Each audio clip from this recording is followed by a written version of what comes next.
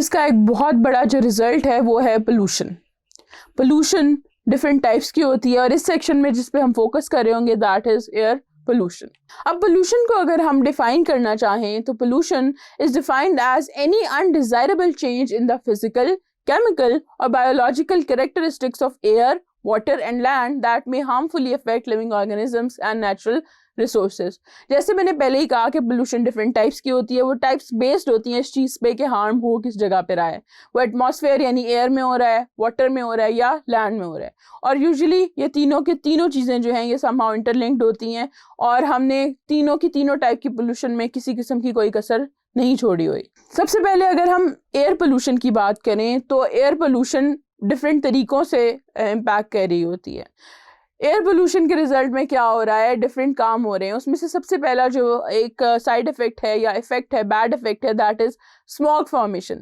اب اسموگ کیا ہے, وہ اس طرح سے بنتا ہے کہ جو پولوٹنٹس ہیں, ہائیڈرو کاربنس ہیں, نائٹروجن آکسائڈز ہیں, وہ سن لائٹ کی پریزنس میں جب کمبائن ہوتی ہیں تو وہ اسموگ بنا دیتی ہیں. اب اسموگ جو ہے کیا ہے, it's a mixture of gases, اور یہ ایک یلوش براؤنش سا ہیز ہے جو کہ ونٹرز میں ہمیں زیادہ نظر آتا ہے. کیونکہ اس ٹائم پہ ٹیمپریچر کم ہوتا ہے, اور یہ ویزیبلٹی کو بھی ہماری بہت زیادہ امپیکٹ کر رہا ہوتا ہے. بہت سارے ایکسیڈنٹ جو ہیں وہ اس وجہ سے ہوتے ہیں. جو بریدنگ کوالٹی ہے, ایئر کوالٹی ہے, وہ بہت نیچے آ جاتی ہے. لاہور میں جیسے کہ مسئلہ ہے کہ سردیوں میں وہاں پہ جو ایئر کوالٹی ہے وہ اتنی بری ہوتی ہے کہ some times they have to shut down their schools as well. ہمارے ہاں جو یہ اسموگ ہے اس کی وجہ سے بہت سارے ریسپیریٹری ڈس آرڈرز ہیں, بہت ساری الرجیز ہیں جو ان گیسز کی وجہ سے نئی جنم لے رہی ہیں, اور لوگوں کو بہت زیادہ مسائل کا سامنا کرنا پڑ رہا ہے. دوسری چیز جو ہے ہم نے پہلے بھی جیسے ڈسکس کیا, ایسڈ رینز ہیں, کہ ایسڈ رینز جو ہیں وہ سلفر ڈائی آکسائڈ اور نائٹروجن آکسائڈس کی وجہ سے ہوتی ہیں, کہ وہ جب ایٹماسفیئر کے واٹر سے ریاکٹ کرتے ہیں تو وہ ایسڈ رینز پروڈیوس کرتے ہیں, اور اس کے ہارمفل ایفیکٹس کو ہم پہلے بھی اسٹڈی کر چکے ہیں ایک سیکشن میں. پھر ہمارے پاس اوزون ڈپلیشن شروع ہو جاتی ہے. اوزون ڈپلیشن کیا ہے کہ جو ہمارا اپر لیئر ہے ایٹماسفیئر کا, جس کو ہم اسٹریٹوسفیئر کہتے ہیں, اٹ ہیز اوزون. اب اوزون کا کام یہ ہے کہ اس نے یو وی ریز کو ابزارب کرنا ہوتا ہے, اور وہ یو وی ریز آتی کہاں سے ہیں, وہ سن کی ریڈیشن میں ہوتی ہیں.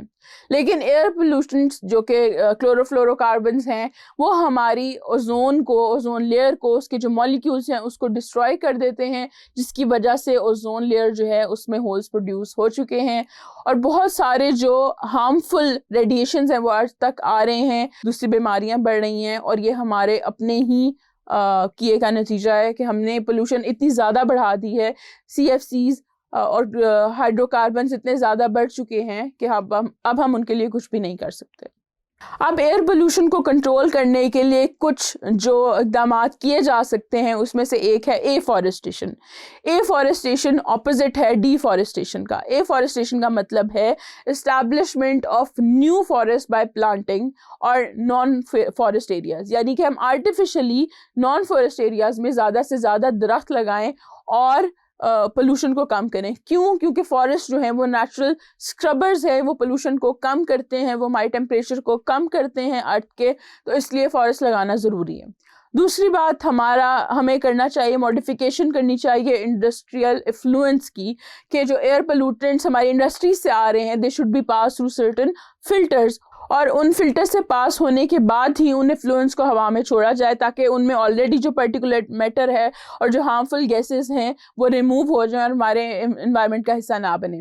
تیسری, ہم لیڈ فری فیوز جو ہیں ان کو یوز کریں آٹو موبائلز میں, سلفر فری فیوز کو ہم یوز کریں کول بیسڈ انڈسٹری میں to reduce the pollution by sulphur dye oxide. تو یہ سارے اسٹیپس ہیں جو ہمیں چاہیے کہ ہم ایئر پولوشن کو کم کرنے کے لیے پرفارم کریں.